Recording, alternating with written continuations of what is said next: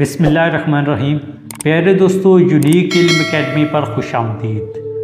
कुदरती आफात दुनिया में जहाँ कहीं भी होती हैं वहाँ पर तबाही और बर्बादी की एक नई दास्तान रकम हो जाती है। कुदरती आफात में चाहे सैलाब हो, ज़लज़ला या तूफ़ान हो, इनको रोकना एक तरफ तो नामुमकिन है और दूसरी तरफ इनके मतलब क़ब्ल अज़ वक्त मालूमात हासिल करना यानी ज़लज़ले या तूफ़ान के मतलब कोई भी प्रिडिक्शन करना नामुमकिन है। प्यारे दोस्तों, आपने 8 अक्टूबर 2005 के ज़लज़ले के मतलब तो सुना होगा, जिसने पाकिस्तान में तबाही और बर्बादी की नई दास्तान रकम कर दी थी। इस ज़लज़ले में हज़ारों लोग लुक़मा-ए अजल बन गए। आज की वीडियो में हम ज़लज़लों के मतलब बात करने वाले हैं कि ये ज़लज़ले कैसे आते हैं और क्या इनको रोकना मुमकिन है।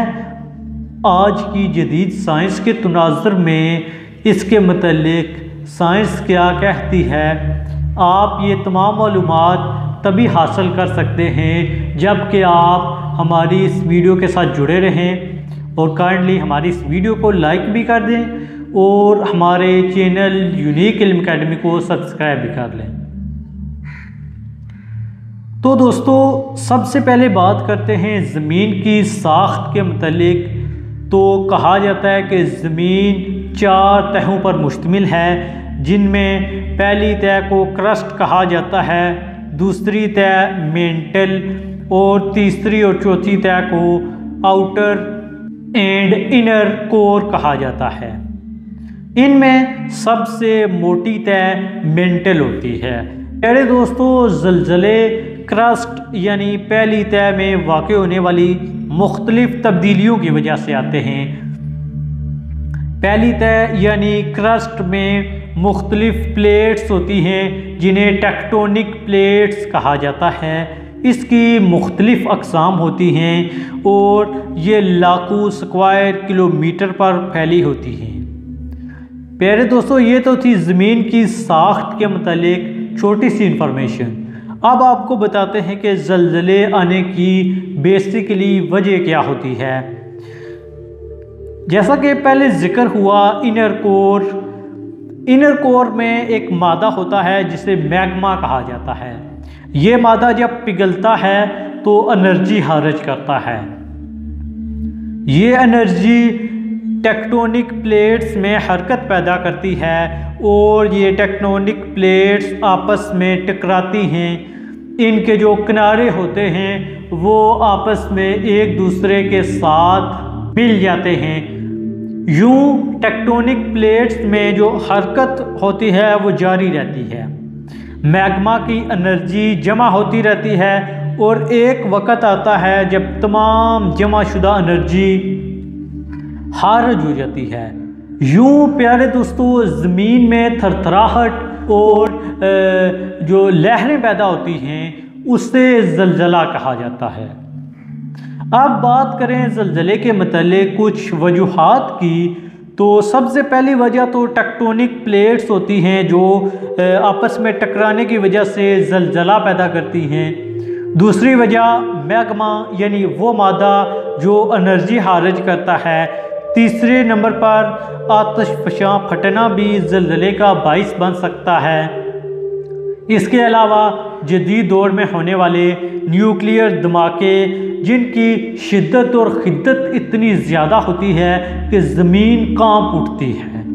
प्यारे दोस्तों, ज़लज़ले दुनिया भर में होते रहते हैं, लेकिन ज़लज़लों की शिद्दत मापने के लिए एक नया सिस्टम नाफज हो चुका है, उसे रेक्टर स्केल कहा जाता है। यह तरीका 1935 से नाफजुल अमल है और ज़लज़ला होने के वक़्त उसकी जो पैमाइश होती है वो इस साले के ज़रिए की जाती है। अमेरिकी साइंसदान ने इस रेक्टर स्केल को ईजाद किया था। प्यारे दोस्तों, माहिरीन इस बात पर इत्तेफाक करते हैं कि ज़लज़ले का दौरानिया 1 मिनट ही होता है।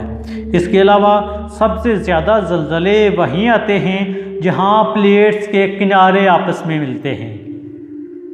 प्यारे दोस्तों, जैसे एक पेंसिल की मिसाल ले लें, जब वो सेंटर से टूट जाती है तो वो हिलना शुरू हो जाती है। अगरचे हम उसे जोड़ भी लें तब भी वो थोड़ी बहुत हिलती रहती है। ऐसे ज़मीन की जो टेक्टोनिक प्लेट्स हैं, जहाँ पर वो मिलती हैं वहाँ पर ज़लज़ले आने के ज़्यादा चांसेस होते हैं, जैसा कि जापान में बहुत ज़्यादा ज़लज़ले आते हैं।